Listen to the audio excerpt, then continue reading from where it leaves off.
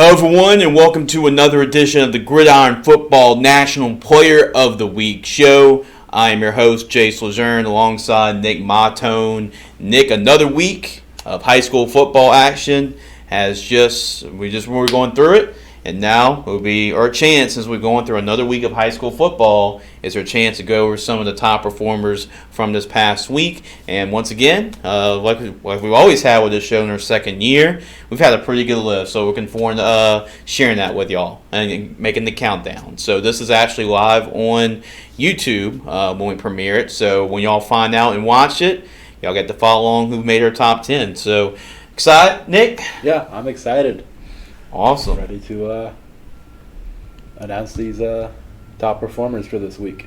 Yeah, absolutely. We're going to go, and there's, like we said, and like we mentioned plenty of times as we've done this show, this is week 4. Now, in other states, it may be week 5, maybe week 6, maybe week 2. We just go off of Louisiana just because we're based in Louisiana, but you could have a top performance from week 6 or week 7 in Texas or whatever. So the week doesn't really matter. It's just we just kind of go off of where we're based out of to make things easier. So we got the top 10, but we got plenty more nominees we can go through. For the rest of those nominees, you can actually click on the link in the article, actually on this YouTube link. You can go and read more about our top 10 list and also check out our honorable mentions as well. You can go to our website, pretty easy to find. It's right behind us, gridironfootballusa.com. So with that being said, Nick, let's kick off our top 10 list. So Nick, we're going to start our list with number 10, and we got some versatile performances to start off our list. Yeah, we do. We've got a Taysom Hill-esque performance coming from Grand Lake with their athlete or linebacker. You can call him kind of whatever, but he plays a lot of positions. Caden Taylor. Yeah, he's like the version of Taysom Hill, so like the Hornets version of the New Orleans Saints Swiss Army knife. So this was his Swiss Army knife performance. It came in a loss to Oakdale, 44-38, but it was very impressive to say the least. 9 carries, 47 yards, a rushing touchdown, and a 2-point conversion, threw 5 passes for 120 yards, including a 60-yard touchdown bomb and a 2-point conversion throwing the ball. Also had a 54-yard touchdown catch, so give him the hat trick. He had 3 touchdowns, a passing touchdown, a rushing touchdown, a receiving touchdown. It's like the hat trick for football there. Also had 7 tackles on defense, but those are just solo tackles, so he had more tackles throughout the game. And I talked to his dad. He said the same thing. He's like the Hornets version of Taysom Hill. So very Taysom Hill-esque type of performance for Caden Taylor. Now we're going to go to number 9. The reason he's number 10 and not number 9 because he lost to the guy that was number 9. Yeah, we're staying in the same game, but a different team. Coming in at 9, we have the Oakdale High, another athlete, Dakota Johnson. And kind of like Caden, it was a versatile performance. He definitely padded up the stat sheet, right? So Dakota had 11 carries, 55 yards, and 2 touchdowns running the football. Threw 4 passes for 57 yards and a touchdown pass. Now, this is why he's on this list, is what he did after those touchdowns. So he had 3 rushing 2-point conversions. He had a pass for a 2-point conversion, and here's the kicker. Literally, he had 2 successful onside kicks too. Not 1, but 2 successful onside kicks. So Dakota did whatever they needed to do for Coach Dietrich and company to get a win over the Hornets of Grand Lake. And man, it just shows you how head-to-head could be a factor, and that was a factor for number 9. Yeah, I'm sure that was the winning factor because, I mean, an onside kick only works maybe 5% of the time, would you say? And to have 2 successful onside kicks in one game is just crazy. It's pretty unheard of. Absolutely. Now, coming in at number 8, we have Colin Faubacher. Yeah, Colin Faubacher. I believe that's how you say it. Southside High School running back. So Colin made the most of his opportunities. Talk about 7 carries. That's all he got. But he scored pretty much half of those carries for touchdowns. They went for 6. So 7 carries, 120 yards, and 3 touchdowns. At Southside, well, we covered them. They came up on the short end of the stick. against Karen Crow was a very thrilling game, but it was good that the Southside Sharks, Josh Fondo's doing an excellent job with that program. They're bouncing back, and they get a nice victory over Nish, 49-26. And Colin, I mean, whenever his name was called, his name wasn't called on much. I mean, 7 carries, but when he did get a carry, it often resulted in something pretty good for the Sharks. That's right. Now coming in at number 7, we have the Oak Grove running back Jay Freeman. Yeah, from Oak Grove High School in Louisiana. So far it's been all Louisiana right now. But Jay Freeman, running back. This is Ryan Gregory, a team that likes to run the football with Ryan Gregory as their head coach, and we know what they were able to do at Oak Grove at the small 1A level in Louisiana. Jay Freeman he's been one of those top players for the Oak Grove Tigers. They get a 63-20 win, and he was a big reason for that. 14 carries, 210 yards, 2 touchdowns, 3 catches, 83 yards, and another touchdown. So only about 17 touches again. Only about 17 touches, but talk about making the most of your opportunities. You have pretty much 300 yards of offense on 3 touchdowns on 17 touches. So the last 3 selections with Jay Freeman, Colin Fallbacher, and Michael Cunningham, talk about making the most of your opportunities, and those last 3 guys have done so. Yeah, absolutely. Now coming in at number 6, we have a guy that you've covered a pretty decent amount. We have an Episcopal guy, Braden George, the running back. Yeah, Braden George is coming up a couple of pretty good performances. Like he's stacking them up together, and he's becoming a more frequent visitor in their top 10 lists, and he makes the top 10 again. Actually called a lot of those touchdowns here this past Thursday. Braden George, he's one of the biggest sleepers in Louisiana this year. Really, he's D1 good. That's how good Braden George is, and you got a chance to see him at the camp too. So he's a special player. 17 carries. Not a lot of carries. I mean, 17 carries, but for 273 yards, including an 83-yard touchdown run that I called. I mean, once Braden breaks the second level, say goodbye, because you're not going to catch him when he breaks the open field. 3 touchdown runs. They get a 55-19 victory over Port Allen, and now that running game with Braden George, the Episcopal Knights, they've won, I believe, 3 in a row since that early season loss against St. Michael. So Braden George and the Knights running game, they got going. Another productive night at the office for Braden George, when he can run for close to 303 touchdowns in one night. Absolutely. Now we jump into the top 5. Coming in at number 5, we have Jackson Fields, the Destrehan quarterback.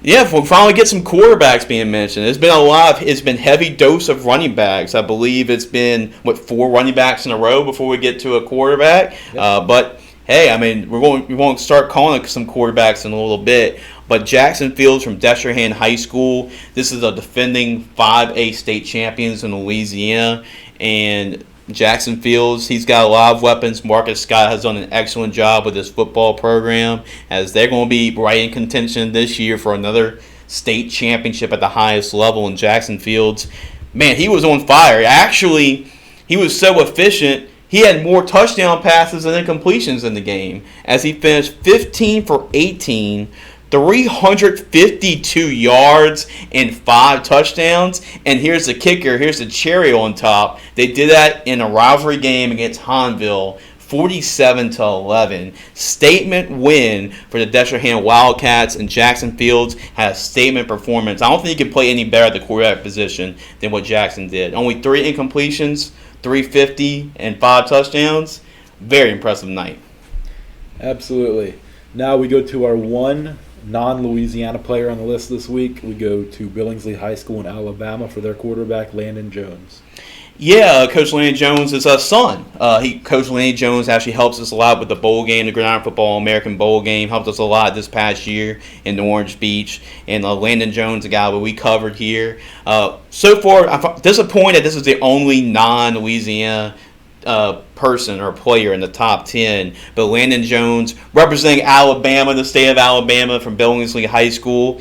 Well, you get yourself in the top 4, landing with a great performance. He did a little bit of everything for him. He plays quarterback for Billingsley, completed 7-11 passes, 195 yards, and 3 touchdowns. Also had 10 carries for 92 yards and another touchdown. So 4 touchdowns on offense, and then he was a factor on defense too. Had 8 tackles. It really, in other weeks, could have been a top 3 performance, but we had some pretty impressive performances in our top 3. Yeah. Now, coming in at number 3, we have the Episcopal linebacker, Walker Dozat. Yep, you got it right. So, not 1, but 2 submissions from Coach Travis Bourgeois. And actually, I was at that game, too, covering Walker Dozat's performance. And not a lot of times we get to say that Braden George was not the player of the game. You would think 273 yards and 3 touchdowns, Braden would have a player of the game performance for us, for VSN. And it turns out he didn't because Walker, he got surpassed by his teammate Walker Dozat. He was a ball magnet, Nick, that entire night. He had 3 tackles, a TFL, but had 3 interceptions, including 1 interception he had. He did his Tyrann Mathieu impersonation. He actually deflected a pass in midair and then tracked the ball and caught it off the tip. So kind of like a Kentucky play a couple years ago. That was reminiscent of that. So he had 3 interceptions. The 3rd interception he had was returned 40 yards for a touchdown. And then everybody was talking about Episcopal trying to get their first passing touchdown of the season. He got it on a screen play. So he caught a 54-yard touchdown catch on a screen. So a touchdown on offense, a touchdown on defense, and 3 interceptions. Have yourself a night, Walker Dozat. He has your number 3. That's right. Now coming in, runner-up number 2, we have the Airline High School quarterback, Ben Taylor. Ben Taylor, we were talking about it. I mean, it really came down to a tiebreaker with Ben. But Ben Taylor, he was on our Gridiron Football Player of the Week list last year, too, at Airline. It's going to be hard to top that. That's why he was in heavily discussion for being our Player of the Week this week. Because they like to air it out at Airline. As you see, 18 of 24, 471 yards, 7 touchdowns, no picks. And they get a high-scoring victory over Benton. I believe it was Benton. Yep, 60-35. And actually last year, that was a high-scoring game between both those 2 teams too. So 7 touchdowns from a quarterback. Right. What's going to beat that, Nick? That's more touchdowns than incompletions once again. Yeah, because 18 of 24, so only 6 incompletions, 7 touchdowns. I mean, and you throw for close to 500. Nick, what's going to top that? Well, we had a pretty impressive performance for number 1. We had a wide receiver from Evangel Christian, Parker Fulghum. Wow, I mean, we actually wrote about Parker and his brother Peyton. Both are actually the sons of a former LSU quarterback and a former NFL quarterback. Also played for the Marlins in the Major League Baseball. It's Josh Booty. But Parker, he's the receiver of the group, so he kind of takes after his uncle Abram. Abram was a great receiver back in the day. Parker Fulghum, man, I mean, he's been putting just numbers week in and week out. This is starting to kind of look like the old Evangel offenses where they were just really throwing the football all over the yard and breaking records. But Parker Fulghum, this is going to be pretty safe to say he's going to have some records by the time he's done with the senior year this year. But Parker had 6 catches. Right, the biggest thing about this top 10 list this week was taking advantage of opportunities. And Parker Fulghum, he did. 6 catches, 252 yards. That's not a typo. 252 yards and 3 touchdowns. So half of his catches went for scores. He averaged over 42 yards per catch, Nick. Yeah. Wow, just mind-boggling there. 49-0 win.